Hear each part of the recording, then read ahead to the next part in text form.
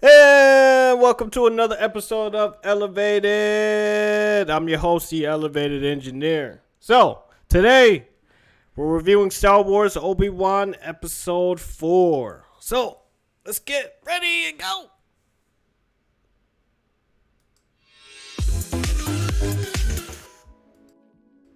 And welcome to another episode. As stated earlier, we are doing a review of Star Wars.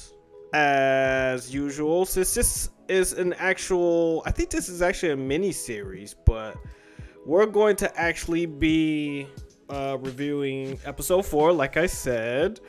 So let's go ahead and get right into it. As usual, you know I gotta go through my cast really quick, so let's go ahead and get with our good friend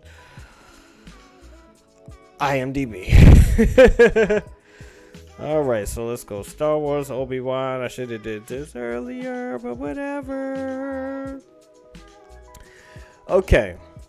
So we're actually introduced to a one or two different characters this episode, as you can see from this picture of O'Shea Jackson, aka Ice Cube Jr. finally makes his appearance on Star Wars that we've been waiting on for, well, since he was announced. And he's actually playing an interesting character. The character's name is actually Roken. And Roken plays an interesting character. He's a freedom fighter, but for whatever reason, he is actually looking for Jedis. It's a little weird. So we kind of are introduced to Roken, and he's actually comes off as a bit of a I don't know, he's a bit of a mystery. I mean, at first they were announcing that he was gonna be is it Cass Vaughn, I believe it is, and he's actually a full-on Jedi, but clearly Roken is not a Jedi, so it's interesting what he's gonna be playing. I think his name was Cass Vaughn. Hold on, give me a second. I think it was Cass Vaughn. Yeah, Cass Vaughn, right? Cass Vaughn. No. Who they thought he was originally gonna be. No, it was a Black Star Wars. Yeah, it was supposed to be Cass Vaughn. So it's interesting because obviously the rumor mill online was that he was actually gonna be playing Cass Vaughn or whatever his name is. If I'm saying his name wrong, just roast me later when when this goes up. But so he makes his interesting return, and we get a review of the fight between Darth Vader and Obi, man. It's after the fight, and I didn't mention this in the last one because I didn't want to give too many spoilers or rude, but it was actually pretty brutal. I can't lie. It was the fight between Darth Vader and Obi Wan was actually pretty brutal. He freaking just pulls him. Was like, oh, he grabs him. I cannot lie. Darth Vader, man. This guy, he's so damn cool in this. Like, he's so damn Darth Vader. Like, he's not Anakin at all. And it's refreshing to see Darth Vader as the guy who used to give kids in the 70s nightmares. Like, this is that guy, and he's pissed, right? Obviously, he wants Obi-Wan. So it kind of starts off with Obi being in a Bacta tank.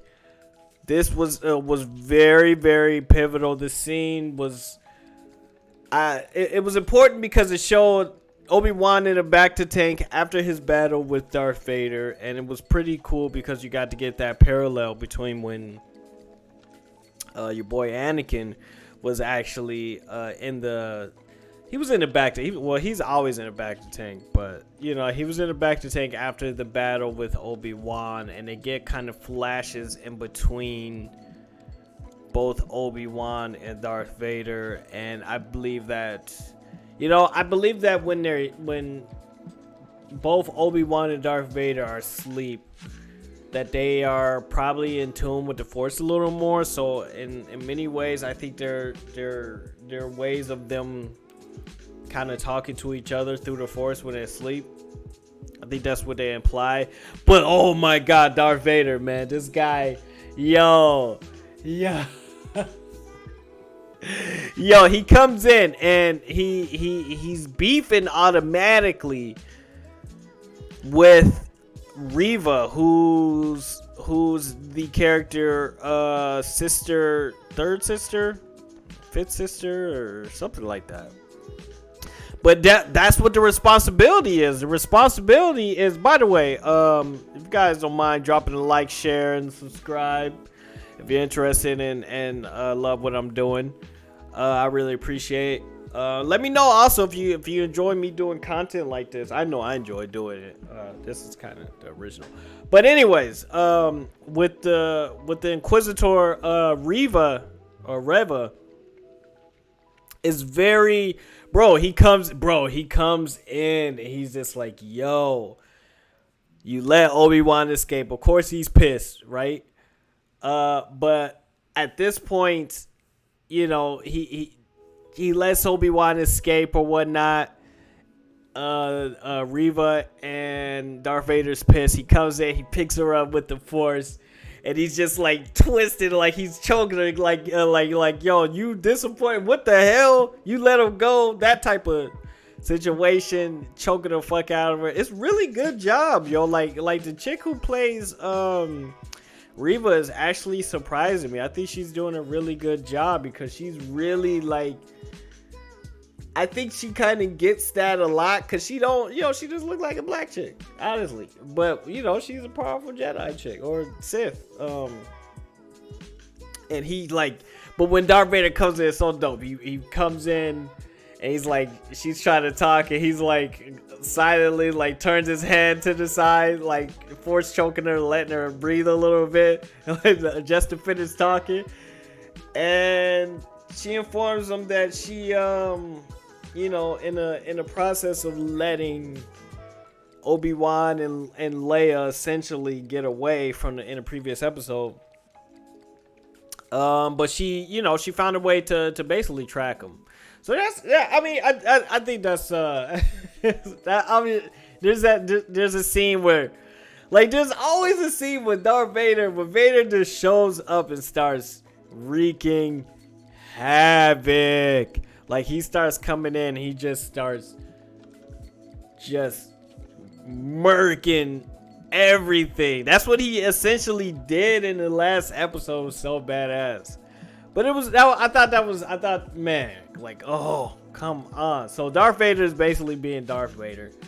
But I really do, I'm interested in seeing what O'Shea is gonna be doing with Roken as a character as he's playing Roken. Take off that R and put a T there. I hope they wouldn't do my man like that. I hope they ain't gonna put him in no token role where he's Ray.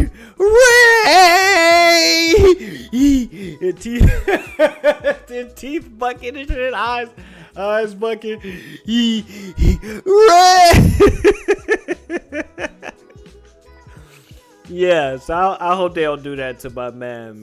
But one thing I definitely want to touch upon was, and I actually been doing this more and more is talking about the differences of the Imperial officers. They're such scumbags. I guess that's always been the thing where the Imperial officers are just they're, with any organization, you're gonna have your suck-ups. You're gonna have your people who are, they don't stand for anything except getting ahead. And truth be told, I think the Emperor kind of fosters that. Like in a way, he kind of he is it. At least this is what it appears, and it doesn't seem like like Darth Vader is like any different. It appears that like they don't really have respect for officers, the Inquisitors, but it seems like they're a useful tool, and it also seems like they kind of encourage them to more or less like be kind of sneaky and be kind of ruthless and and that's really what happens in this episode. Our Imperial spy, I think her name is Talia or Taya, no, Taya, yeah. So or Tala, yeah. So Tala, the girl Indira Varma, yeah. So she's basically the spy, and she's pretty. It's like she's almost like with like impossible like odds, but she pulls it off, man. Like she with these officers, the reason someone like her is so able to easily like move in and out as a spy and make them look dumb is because the officers are so dumb like that. They're like that they would cut their nose off to spite their face. Like I mean, it's a reflection of the stormtroopers are a reflection of essentially the officers.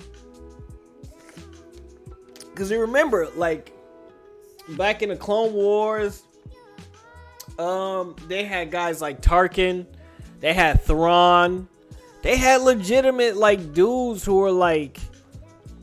were actually, like, competent officers who, they weren't just competent, they were above and beyond competent. They were even, mentally, and they were able to compete with the best Jedi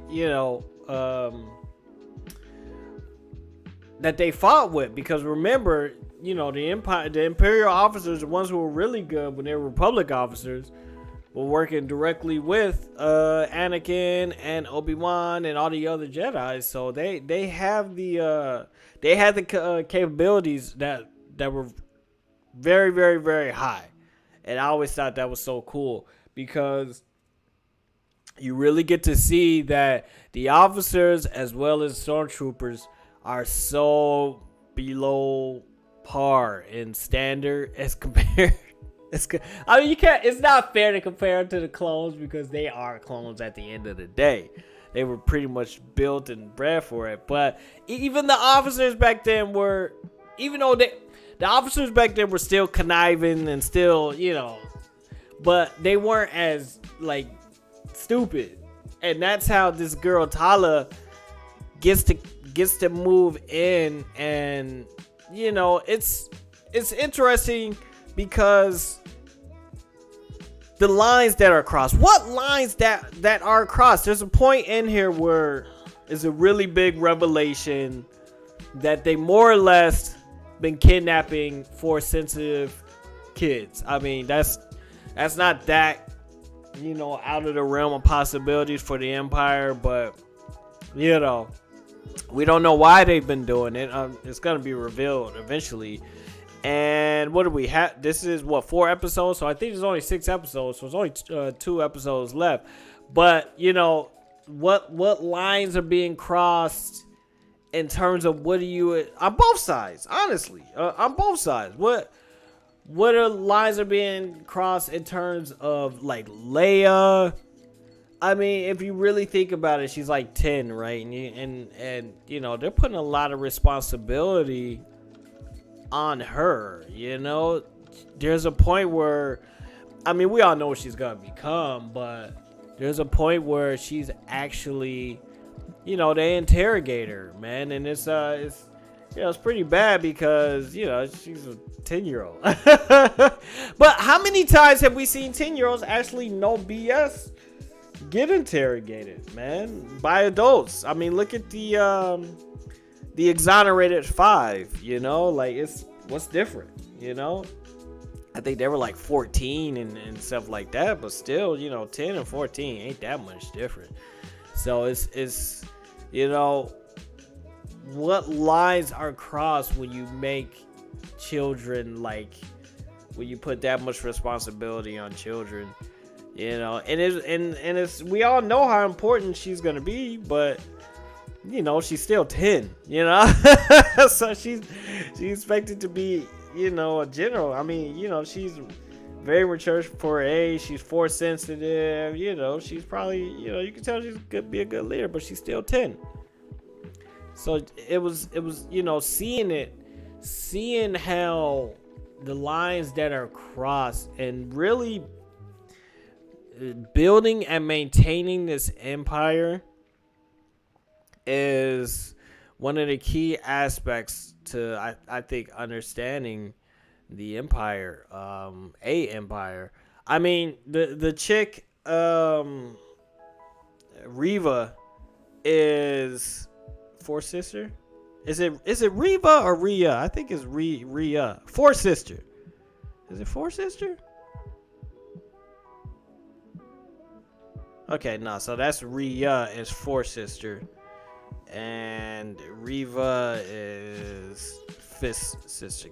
Keeping all these names like, yeah, whatever. Fifth brother, Grand Inquisitor.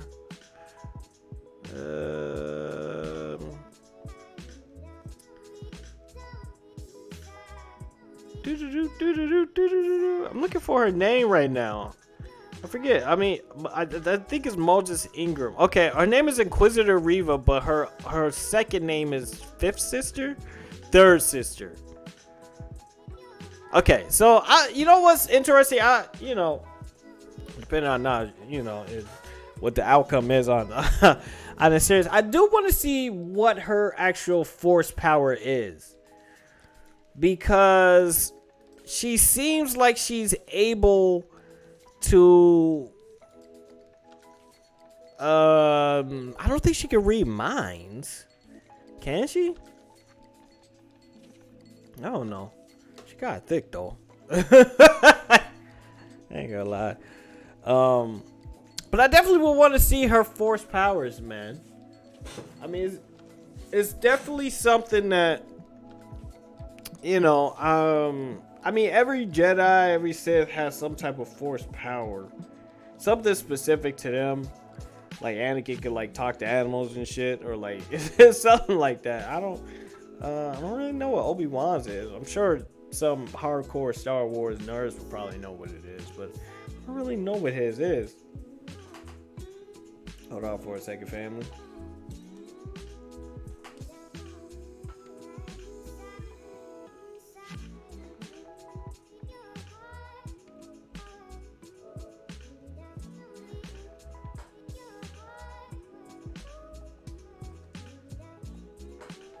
Ooh. Clean that up. Gotcha. Okay. Sorry, technical difficulty. But yeah, I wonder what her force power is, because they sent her to interrogate the little girl. She seemed like she was able to be very inquisitive, maybe, like, you know. Also, something that I don't think it was very pronounced, but I think it was definitely something that they kind of hinted at, would be Leia turning to the dark side. I think that Inquisitor Riva considered turning Leia over to the dark side, as she was questioning him, just to see, like, you know. I mean, I think that's what Sith are always trying to do. They're always trying to, like, you know, see if they can get a Jedi to, or someone who's force sensitive, not necessarily even a Jedi, just to convert over to the dark side. Isn't that the story of anybody though? Like, isn't that when someone you know ain't, you know, shit, they always try to bring you down or whatever. You're just like, why, bro, why? So yeah, man, no, So I mean, can you imagine? Imagine. Let's do it. Let's go on that trip a little bit. I'm definitely gonna get more into this in the philosophy portion of this review, which is at the second half of this review. But I definitely want to explore more into the light side and the dark side. I mean, but can you imagine if Leia was like an alternate storyline? Say, you know, whatever. Say like what if Marvel, whatever. And Leia was actually converted to the dark side. Wouldn't that be like interesting to see like her as a like general, but for the Empire? I mean, that would be very interesting. I mean, if you think about it, like, you know, Leia was very important to winning the war. I mean, had Darth Vader retrieved Leia and eventually converted her to the dark side, how would things have played out? I mean, would that have set up a scenario where you had Luke versus Leia, and you know, maybe he tries to save her from the dark side as well as trying to save his dad from the dark side? Would Obi Wan would he had to even come out of hiding?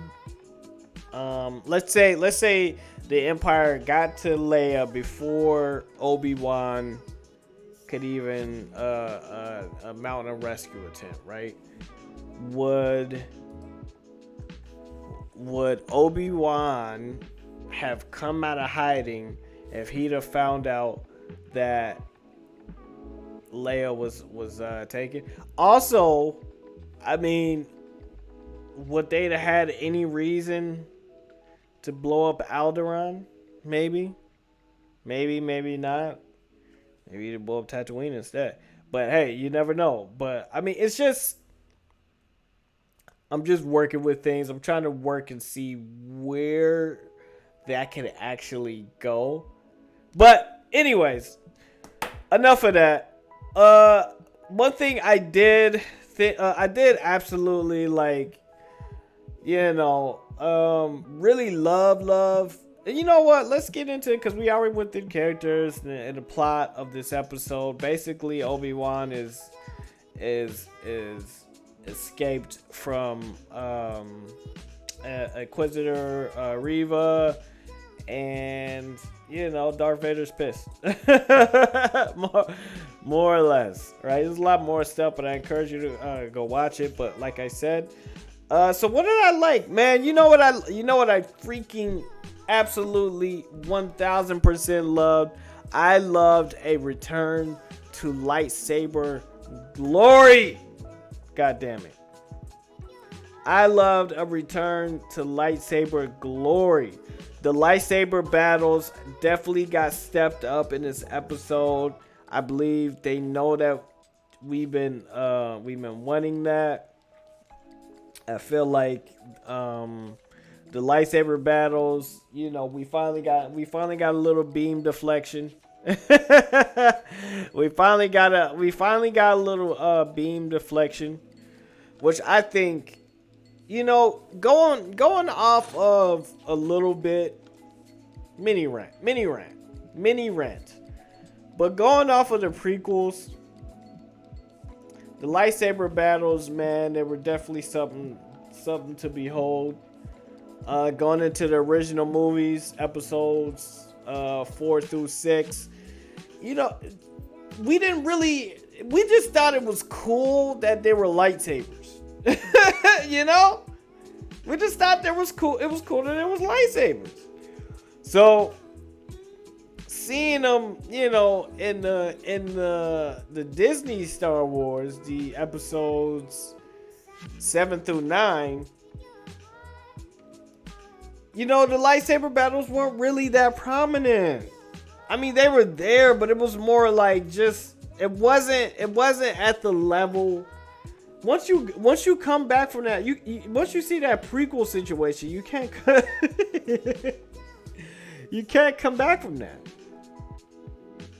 And you know what I'm saying? Like, I love that, like, they brought it back to form and fashion, and they brought it back to where I think Star Wars needed to be. Kind of Obi Wan just going about doing his thing, and more or less just seeing him recover out of that bacta tank was actually pretty brutal. But seeing him in form to fashion with these lightsaber battles definitely took me to a better place with this show, and I'm having good feelings about it. I love seeing O'Shea. We need to see more of him. We need to see what he go do. I think the chick Reva has definitely stepped it up. I mean, Obi-Wan and Ewan McGregor. I mean, he's excellent as usual. But Hayden Christensen. I mean, it's not like you ever see Hayden Christensen, but we all know he's Vader. So seeing him doing that was pretty inspiring, man. Seeing Darth Vader was inspiring, man. I really like seeing Darth Vader be Darth Vader and not freaking Anakin Skywalker. With that, and that is that's what makes it great. Okay, so moving on, we have our what I liked, what I didn't like, and of course, as usual, my favorite section. We're getting into the philosophy. Woo! All right. So, my philosophy for this episode is going to be the galaxy in a light versus dark force control. I think that this show, I mean, we already knew what the galaxy, or Star Wars galaxy, as we should say, was like. With the galaxy being ruled by the dark side, essentially the Empire. But for most times, we've always seen the light side fighting back, in some kind of way. And I think that's so important for life. Light and dark, baby. Light and dark. I once got asked by a good friend. She asked me, in terms of people, what did I think about most people? She's a white girl. And I was just like, what do you mean? And she was like, you probably think that most people are bad, right? And I I'm like, no, I don't think most people are bad. I think everybody has the capacity to do good things and bad things. We all have a capacity to do some good out here, but we sure got the capacity to do some bad. That's what the light side of the force versus the dark side of the force. There is no complete annihilation of one side or the other. No matter how powerful the light, or in this case, it's the dark side is very powerful right now. No matter how it shifts, each side is still always going to try to maintain control. We seen what the galaxy was like when the light side of the force was in control, and that was really in the first movies 1 through 3 up until really the Order 66. But the dark side was there. With this and the original movies 4 through 6, you get to see what the dark side living under, like, what life was living under the dark side tyranny, you know, control, domination, oppression, slavery, you know, evil deeds, planet destroying. Whereas under the light side, you get to see, you know, there's democracy, there's defense, there's peacekeepers, you know, there's active trade. I mean, there's active trade in both light side and dark side. But the trade is, you know, I guess that's one thing you notice too. Like, trade don't stop, whether it's the light side or the dark side of the force. Trade don't stop. But with this, you just get to see it, just how drastic the dark side of the force is. I'm not even sure if it's all evil and if the light side of the force is all good. I think, if anything, this series is showing us what happens when the dark side is, you know, there's gray areas to it. You know, yes, the Inquisitors are, you know, are scumbags. Yes, Vader is mostly evil. If you remember, Vader is still Anakin. So he can't be entirely evil because Anakin was entirely evil. The light side of the Force can be controlled just as easily as the dark side of the Force. You know? It could be, you know, right now at this point in the series, we're not even, the rebellion is only slightly starting. They like, the people who are doing it now are the bravest people. The bravest people in the galaxy. The one chick Tala is a no BS great liar.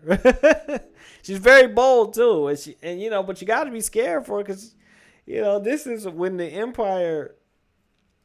The Empire is like really strong. They not stagnant yet. Like, you know, granted the military is not the same, but they not stagnant yet. The dark side of the Force, man, it definitely, the thing I saw is that it is intriguing. It's intriguing, isn't it? It looks fun. Honestly, like, being a Jedi is like, it's cool because you get to have superpowers and stuff, but it kind of sucks because you can't have any partners, no girlfriends, no kids. You know what I'm saying? Like, your dedication is to, you know, the light side of the Force, essentially. But the dark side looks fun, don't it? Let's keep it real. You get to have, you know, a lot of the same powers as the Jedi, and you got your own shit, which are badass. Force lightning? It's dope. It looks fun. But, you know, kind of got to be evil. Now, I don't know for if they would ever introduce Grey Jedi into the movie or Disney World, but, you know, if you ever interested, you look at the Grey Jedis of Star Wars. I forgot. Now y'all got me look it up. I think it was the comic book series. It came out a little while ago. Jedi. It had They saying Qui-Gon Jinn was a great. Qui-Gon Jinn is not a freaking Grey Jedi. If y'all don't stop it, hold on. What was the comic book? I'm gonna do Star Wars comic book because it had what was his name? It's not the Force Unleashed. Don't do that. It had the Descendant.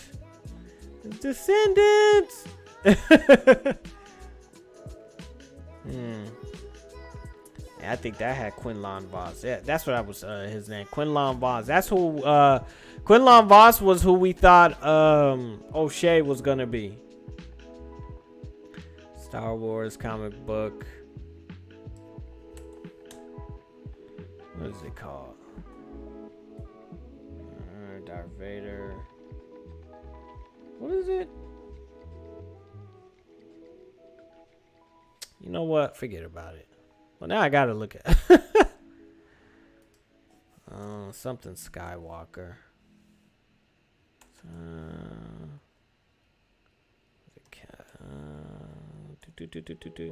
Well, whatever. So either way, you look up the Gray Jedi. The Gray Jedi are essentially something between the. Hold on. It'll probably give you a better view. The Gray Jedi are more or less, they're Force users who rose during the Clone Wars for cheating in the old Sith Wars. What is the comic book that came out a while ago with Darth Krayt? That was his name, Darth Krayt. What was that book? Don't play me like that.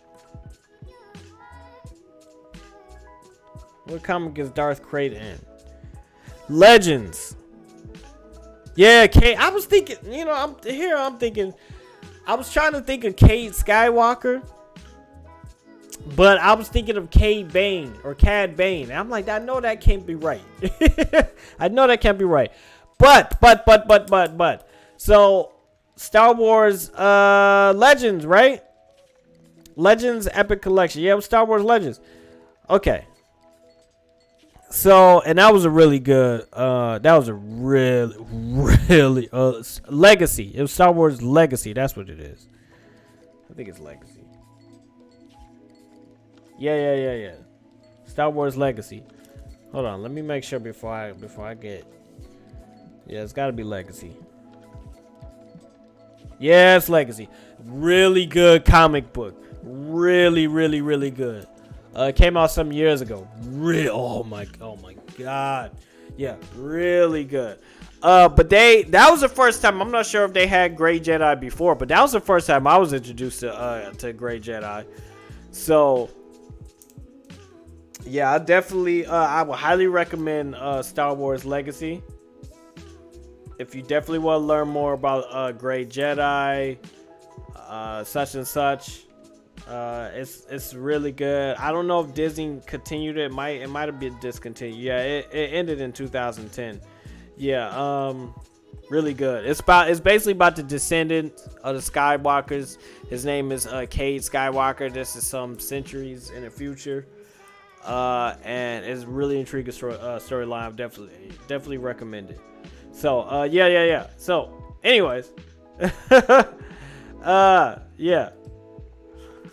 No. So yeah, in terms of the light side versus the dark side, man,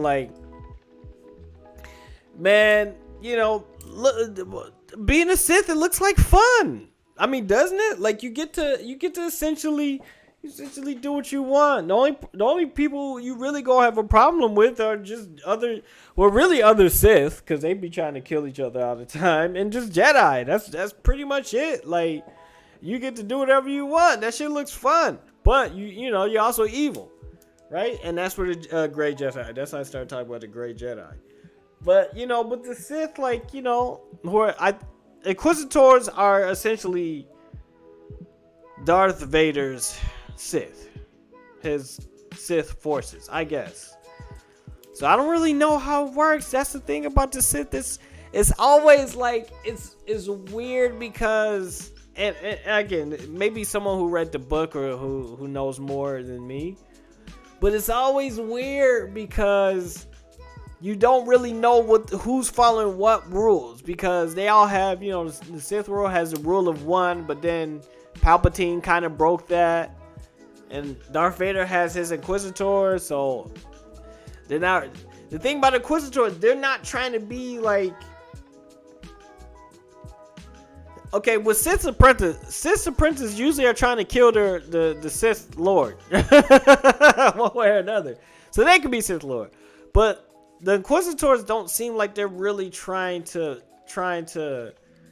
replace Darth Vader. They seem like they're trying to just be, his go-to or his number one. So it's a weird kind of thing. So with this light side, dark side thing, like, I mean, that's really what you're chasing after. You're essentially chasing after, more power, more. In their case, the Inquisitors, in their case, more just a more title, rank, essentially what they're chasing after. I mean, other than that, though, they have ultimate power, except in subservience to Vader, who himself is in subservience to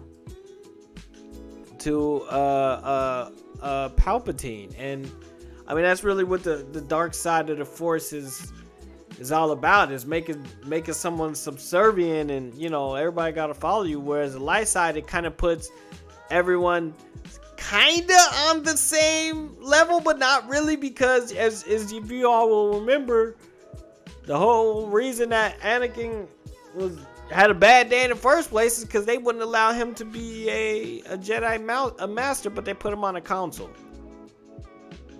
which was clearly a mistake. You killed younglings, Anakin. Sorry. Okay, so I think that in terms of philosophy on this, I truly believe that people in general are capable of being.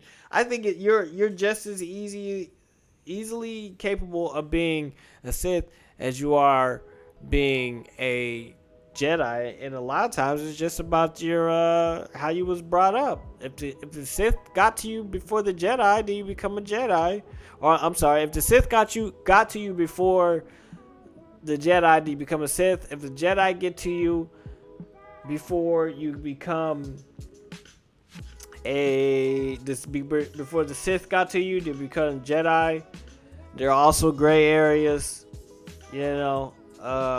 what's that? Whatever that bald-headed chick was. What was that bald-headed Sith lady? I forget her name.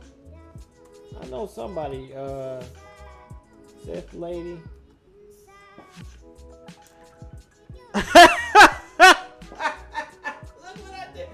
What the fuck? I'm about to show y'all this is no bullshit. I was just looking this up. This is no bullshit. I had put bald-headed Sith lady in Amber Rose. Amber Rose popped up.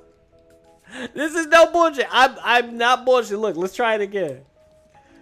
Amber Rose.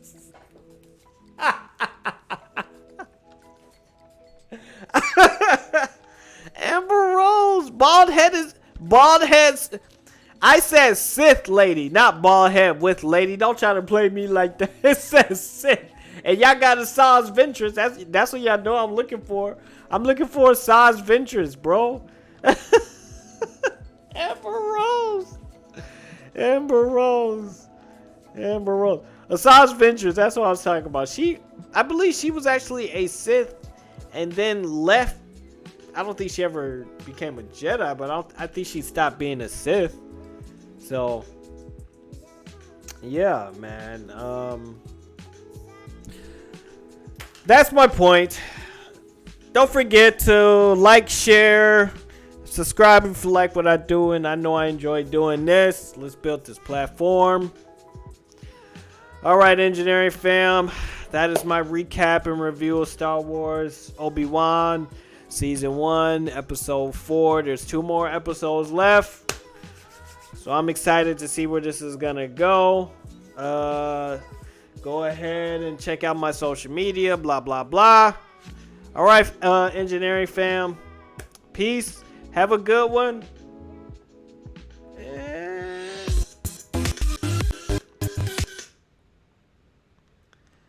Yeah, man, you got to go and enjoy life sometimes, man. Go sit down and watch a movie or something. Peace.